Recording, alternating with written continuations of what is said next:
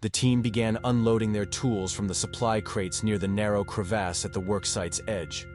Waishin could feel the weight of the earth above pressing down on him, the sheer height of the walls creating an oppressive sense of isolation. Working quickly, uncoiling cables and checking the integrity of the drill bits. His breath formed brief, fleeting clouds that vanished into the cold air. The chill seeped through his gloves, numbing his fingers as he tightened bolts and inspected the rig. Distant rumbling of other drills echoed faintly, their vibrations reverberating through the frozen ground. Minus the noise, there was an unnatural silence around the crevasse itself, a void that seemed to swallow sound. Waishin glanced over his shoulder and saw Anders standing a few meters away, motionless, staring at the jagged fissure in the ground. "What's wrong?" Waishin asked, trying to keep his tone casual as he straightened up. Anders didn't respond immediately. He was hunched slightly, his gloved hands hanging limp at his sides. His helmet lamp cast a faint glow into the crevasse, but the light seemed to be swallowed by the inky darkness. After a long pause, Anders finally spoke, his voice low and uncertain. "It's deeper than it looks," he muttered. "I thought I heard something." Waishin frowned and took a step closer, the frost crunching beneath his boots. The crevasse yawned before them, its edges sharp and uneven. A faint draft emanated from its depths, carrying with it a peculiar scent, earthy and damp, but tinged with something sour, almost metallic. "Probably just the wind," Waishin said, though he could feel the unease creeping into his own voice. He leaned over the edge, shining his helmet lamp into the void. The beam illuminated little more than fractured ice and frost-coated rock, before being swallowed by shadow. "We've got a lot to do, Anders. Let's not get distracted." Anders finally turned his head, his pale face partially obscured by the shadows of his helmet. "It didn't sound like the wind," he said quietly, his eyes darting back to the crevasse. "It was different. Like a voice, maybe. Low. Like it was calling." Waishin stared at him for a moment, unsure how to respond. Anders wasn't the type to spook easily. He'd always been steady, pragmatic, and unshakable. Seeing him this rattled set Waishin's nerves on edge. "It's just your mind playing tricks on you," Waishin said, forcing a chuckle that felt hollow even to him. "We've been down here too long. Let's get this rig set up and get out of here by the end of the shift." Anders hesitated but finally nodded, though his gaze lingered on the crevasse as if he expected something to emerge from its depths. He shuffled back to the equipment pile, his movements slow and deliberate, like a man trying not to draw attention to himself. Waishin stood there for a moment longer, staring into the crevasse. The draft from below seemed to grow colder, biting at his face, and the faint sour scent made his stomach turn. He shook his head and turned away, muttering under his breath. "Just the wind," he told himself. But as he bent back down to secure the drill, he couldn't shake the feeling that something deep within the crevasse was listening. Waishin tightened the last bolt on the drill and straightened up, stretching his aching back. The weight of the equipment and the bitter cold gnawed at him, but it wasn't the physical discomfort that lingered in his mind. As he stepped away from the rig, his thoughts wandered, piecing together the fragments of unease that had been gathering over the past few days. Something's wrong here. He crouched near a crate, pretending to check his tools while letting his gaze drift around the worksite. The other miners moved like shadows, their figures bent under the weight of their gear and the monotony of the job.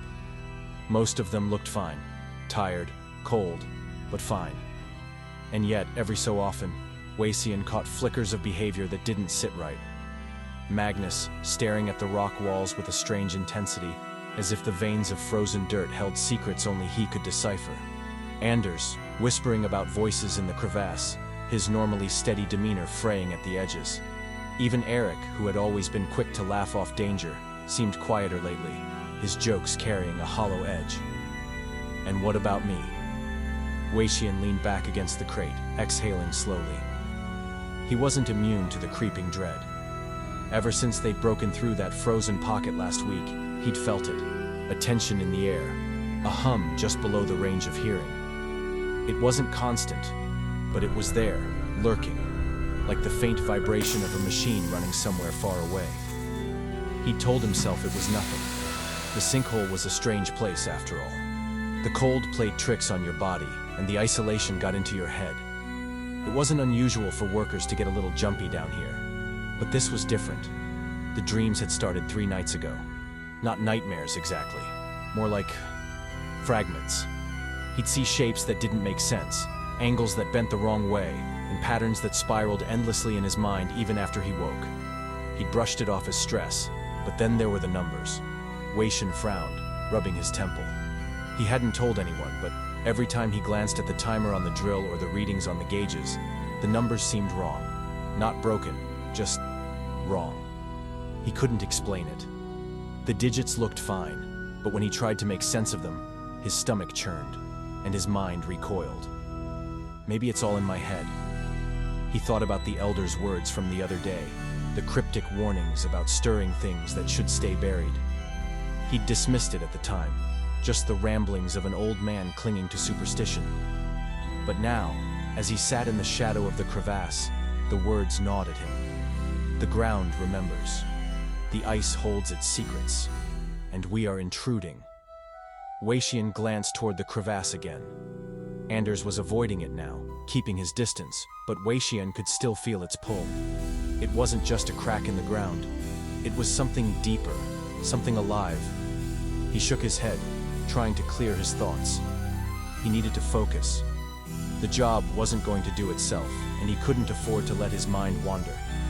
But as he stood and grabbed his wrench, he couldn't help but glance at the others. How many of them were feeling it too? And if they were, how long could they keep pretending everything was fine? Something's wrong here, he thought again, gripping the wrench tightly. And I don't think it's going to stay hidden for much longer. As the sun reached its zenith, though its light barely penetrated the sinkhole, Wei-Shen took a break near one of the drill rigs. That's when he heard it, a soft, low chuckle. Turning, he saw Eric sitting on the frozen ground, his helmet discarded beside him. He was laughing quietly to himself, his shoulders shaking with each breath. "Eric?" Wei-Shen called, approaching cautiously. Eric looked up at him, his grin unnaturally wide. "It's all wrong," he said, his voice tinged with an unsettling glee. "The angles, the lines, they don't make sense, but they're perfect. Don't you see? It's beautiful." Wei-Shen crouched down, trying to meet Eric's gaze. "What's beautiful?"